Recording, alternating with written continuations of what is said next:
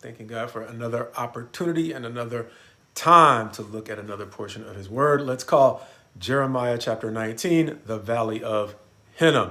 Not being the only time we have seen that term, but in this chapter, it reminded me that location is important in some of these prophecies, as I was taught going all the way back to preaching school. And the brother who taught me Jeremiah emphasized that very point. I'm not going to name him just in case he wants to remain anonymous, but I might drop a few hints as to who he is. Either way, the word of God is what is most important. And I like to take a moment to give credit to those who helped me understand the word quite a bit better over the years. In this chapter, where verses 1 and 2 will contrast the potter's house that Jeremiah went to in the last chapter to the potter's flask he is going to take with some of the elders to the Valley of Hinnom, the first important location in this chapter, as verses 3 through 5 go on to say that God has told him to pronounce in the hearing of all, "Hear, all of you, kings and people. He is about to destroy this place because they have not only forsaken God, they have repurposed his place, the temple." It seems pretty clear that he's referring to having shed the blood of the innocents.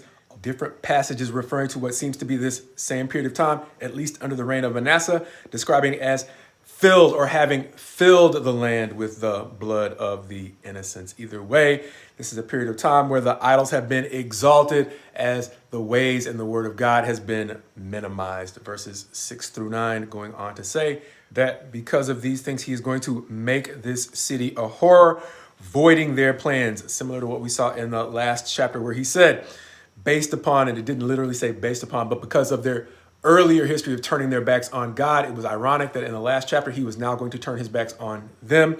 Likewise, because they have turned their backs on his plans, he's talking about the way he is going to void their plans as he makes an example of them. Once again, because of the way that they have turned from what we saw as early as chapter 4, the way that God was guiding them into a reputation that would be known for truth, justice, and righteousness, because they would not live up to those standards that would have made them exemplary before the entire world.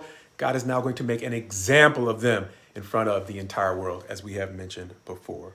Verses 10 through 13, describing the way that God calls Jeremiah to break the vessel, describing the complete nature of the destruction that he is bringing to Jerusalem and Judah, describing a destruction from which there will be, or for which there will be, no repair. Even though the prophecy will be that they will be able to rebuild, there's a difference between repairing and rebuilding that if they don't get it now, they will clearly understand later. Verses 14 and 15 describing the second location, calling Jeremiah to go back to the temple and proclaim there that in spite of all the options that God has given in the past for averting the destruction that he has promised will happen. Earning Jeremiah in the next few verses of the very next chapter a beating as a reward for being the messenger.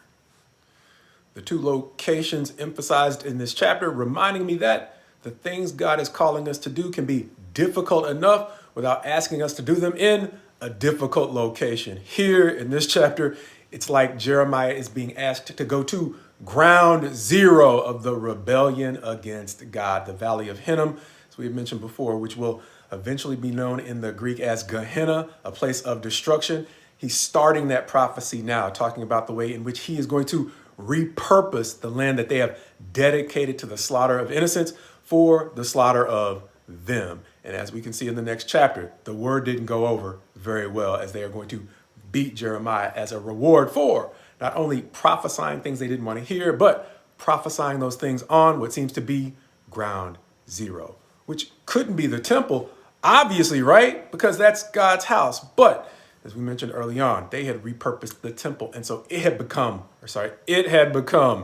ground zero for the rebellion against God in his very own house. Which reminds me of why we had gotten into the habit of saying something similar to God's best to you as you go forward with him. This time adding to it a special prayer for God to be with those he is calling to say difficult things on ground zero of the opposition against him.